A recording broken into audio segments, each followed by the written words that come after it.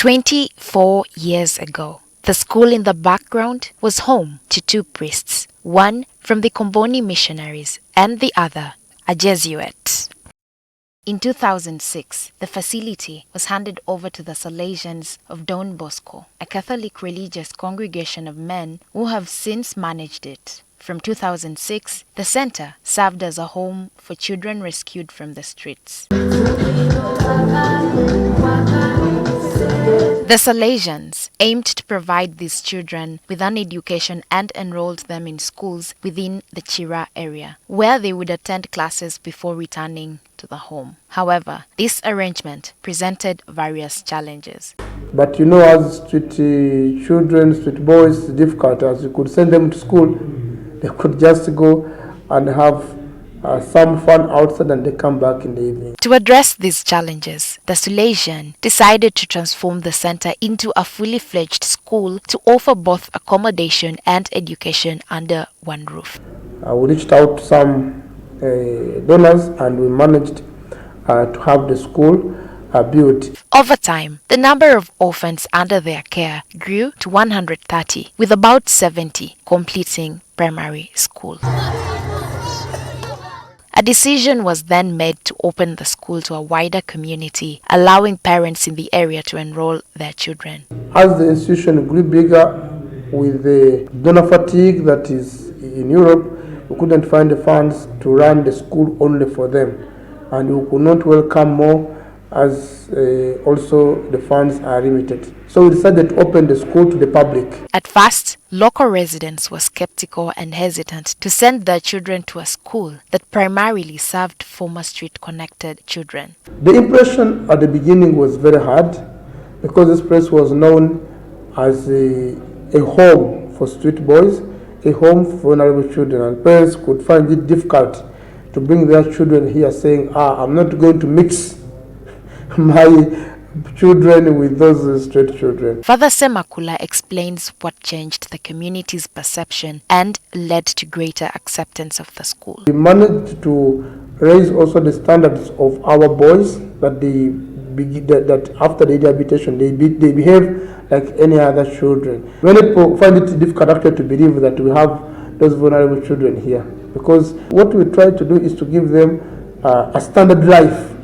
that they feel like anyone else and they don't feel like outcasts. Since the center started, we have touched the lives of very many children, a number of 582, of which 256 were got from the streets, and the 313 those are vulnerable children who were got from poor families, those ones who lost their parents.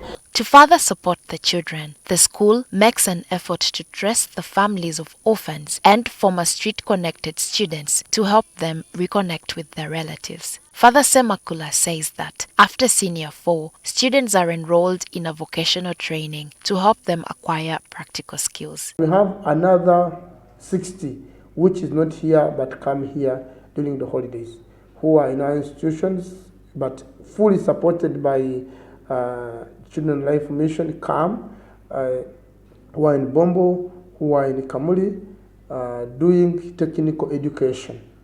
And some, majority, are doing secondary education in our school in St. Mary's SS in Amaliga, that is also run by the Salesians. We asked what happens to orphans who complete their education, but whose families cannot be traced. I've managed to resettle. We resettle them. They may receive some rent and then maybe a small business that they can start in life. But we have now one who is still here, who has just finished study, and even we are struggling to get for him an ID, because we don't have it. He doesn't have a parent. There's nothing much he can do. Some are offered employment within the institution. 25-year-old William Mukasa is one such student, an orphan who was rescued from the streets by Mother Teresa sisters. Today, he is responsible for tailoring school uniforms and other required attire. I'm working to get money so that I can find another business outside. and even to get a home where I can stay.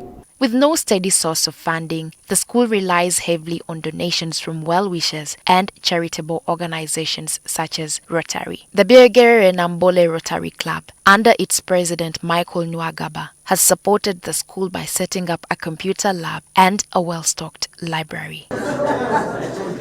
As part of their environmental conservation efforts, they have also planted fruit trees and installed eco-friendly institutional stoves to promote sustainable cooking practices. Our core as Rotarians is to support, is to help the vulnerable, to put a smile to such people that are so much depressed. So I couldn't choose another place. Number two, I'm a resident of Chira. I would be the first person to be contacted for help, for assistance. That's how actually I came to know that this is the school for the vulnerable. Because people would knock to my door, especially during the Christmas period, say we need food for the kids who don't go to their parents. This president, many times he could pass here, seeing the situation of children, here to help us, some things to buy for food for them, some clothes for them. And now when he passed as president, is where he knew the need of this community. All the projects that I've spoken about are expected to be sustainable, to support learning in this school, to support feeding in this school, but also, to teach the children the kind of things that they can do, not just in this school, but also in their own communities. Because we know that children are some of the people who will be taking these ideas forward. Despite the challenges, the school remains a beacon of hope for vulnerable children, offering them education, skills, and a brighter future.